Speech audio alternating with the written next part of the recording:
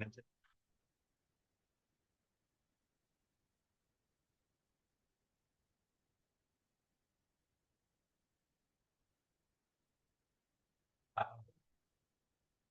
kegiatan gitu.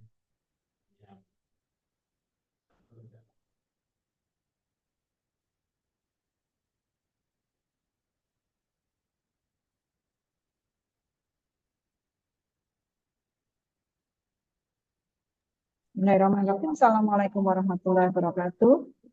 Yang saya hormati Bapak Dr. Haji Muhammad Toha SAG MSI selaku penguji dan sekaligus beliau adalah Kepala Balai Debat Keagamaan Semarang. Yang saya hormati Pak Prihantoro Ahmad SPDI MPDI selaku mentor dari Mbak Janata Nisa yang kali ini akan memaparkan laporan aktualisasinya. Pada kesempatan ini mungkin nanti Pak Priyantoro bisa menyusulkan untuk penguatannya. Selanjutnya monggo Mbak Janata Nisa untuk bisa memaparkan dan sebelumnya silakan berdoa terlebih dahulu. 6 menit dari sekarang. Assalamualaikum warahmatullahi wabarakatuh. Dan unit Madrasah Aliyah Negeri 2 Banjarnegara. Aktualisasi saya mengenai peningkatan aktivitas melalui program Juara bagi peserta didik kelas 11 di Madrasah Aliyah Negeri 2 Banjarnegara. Dengan latar belakang, core issue-nya berdasarkan wawancara dengan kesiswaan, ditemukan adanya permasalahan terkait rendahnya tingkat kehadiran peserta didik kelas 11 pada hari Sabtu dan mengangkat peningkatan aktivitas melalui program Juara bagi peserta didik kelas 11 di Madrasah Aliyah Negeri 2 Banjarnegara. Saya sempat melakukan sedikit persepsi pertama. Peserta didik menggunakan Mentimeter. Saya minta mereka mendeskripsikan tentang hari Sabtu. Banyak akhirnya bermunculan perspektif siswa terhadap kehadiran di kelas di hari Sabtu tersebut. Lalu ada kegiatan aktualisasi yang saya lakukan. Kegiatan pertama adalah persiapan perencanaan kegiatan aktualisasi. Yang kedua, merancang kegiatan dan pengecekan kehadiran peserta didik pada hari Sabtu.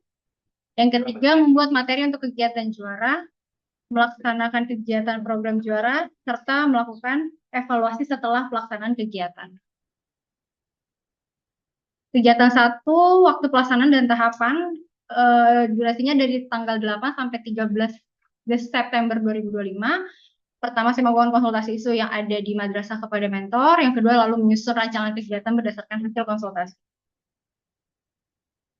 Analisis dampak adalah tanpa nilai harmonisasi dan kolaboratif akan memicu konflik, mengurangi dukungan mentor, dan menghasilkan solusi yang parsial. Berikut evidence bukti lampiran. Lalu yang kegiatan kedua, waktu pelaksanaan dan tahapan, durasi tanggal 15 sampai 20 September. Tahapan yang pertama adalah mengidentifikasi atau screening kelas yang kehadiran peserta didik di hari Sabtunya rendah. Yang kedua adalah menyusun agenda materi setiap pertemuan.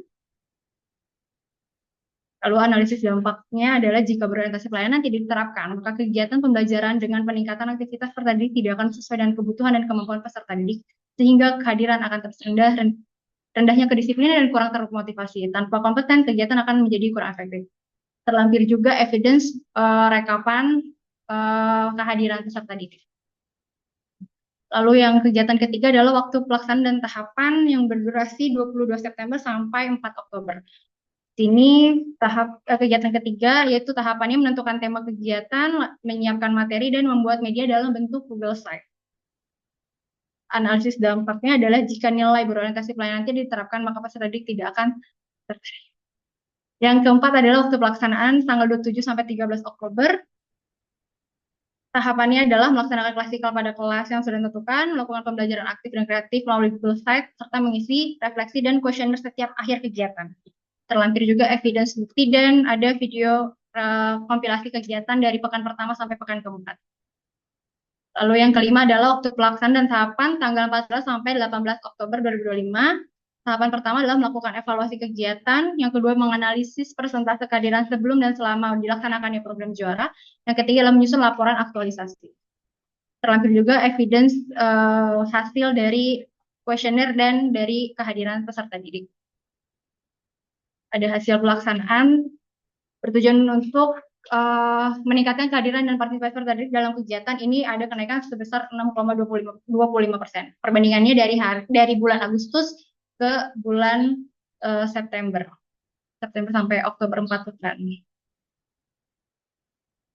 Lalu ada juga tren untuk aktivitasnya peserta didik dalam pembelajaran itu menunjukkan peningkatan signifikan dari pekan ke pekan, baik dari segi motivasi, kedisiplinan, maupun kehadiran peserta didik. Tidak ada lagi peserta didik dalam kategori rendah sejak pekan kedua, menandakan keberhasilan pendekatan pembinaan dan pendampingan yang diterapkan melalui program juara. Kendala yang ditemukan di kegiatan pertama dan kedua, alhamdulillah sesuai dengan tahapan. Yang kami menemukan kendala di kegiatan ketiga, keempat, dan kelima, yaitu yang ketiga membutuhkan waktu lebih lama dibandingkan media biasanya karena harus kita masukin satu persatu materinya. Yang kedua, perpindahan kelas secara tiba-tiba. Yang kelima adalah waktu penyusunan laporan. Solusinya adalah untuk kegiatan ketiga adalah menyusun timeline pembuatan yang jelas dan sederhana serta menggunakan template atau aplikasi yang mempermudah desain. Yang keempat adalah membawa proyektor pribadi, karena perpindahan kelas itu ternyata kelas yang pindah itu tidak ada proyektor, jadi saya susah menampilkan. Yang kelima adalah menyicil penulisan laporan setelah setiap kegiatan.